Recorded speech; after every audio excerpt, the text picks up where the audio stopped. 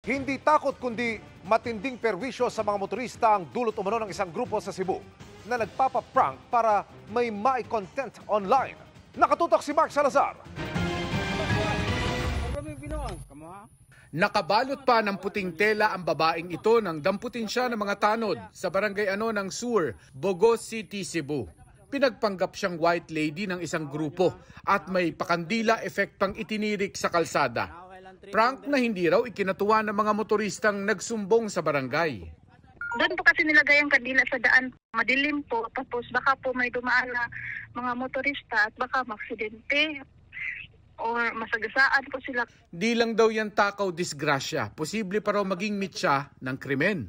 Baka mayroong may dalang baril at baka mabaril sila o sagasaan sila.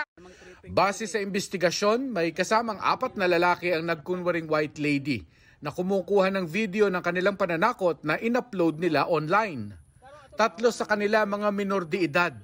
Napag-alaman ng barangay na ginawa nila ang prank bunsod ng kwentong may nagpapakitang white lady raw sa kanilang lugar. Hindi nila alam kung totoo daw po yung tao or baka po multo daw yun. So, na-viral po kasi yung post na yun at baka yun ang naisip ng mga bata at kaya nila tinotoo yung post na yun na may multo. Ipinatawag sa barangay ang mga magulang ng mga sangkot na kabataan. Tinanggal na rin nila sa social media ang haunted road prank at agad humingi ng paumanhin ang mga sangkot sa abala na dulot ng kanilang ginawa. Naot nga mapasaylo ni sa mga tao nga among nabiktima o dili na nanamusbon. Mga yung pasaylo sa among nabuhat kay nakahatag og kahadlok sa mga tao nga nangagi og kahasol sa mga barangay tanod. Bilang leksyon, 1 linggo silang pinag-community service.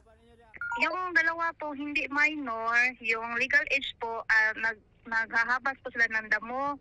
At tapos yung mga minor po, yung mga magulang po nila ang gumagawa ng community service, naghahabas din po ng damo kasi dito bukirin po marami pong mga damo sa daan. Para sa GMA Integrated News, Mark Salazar, nakatutok 24 oras.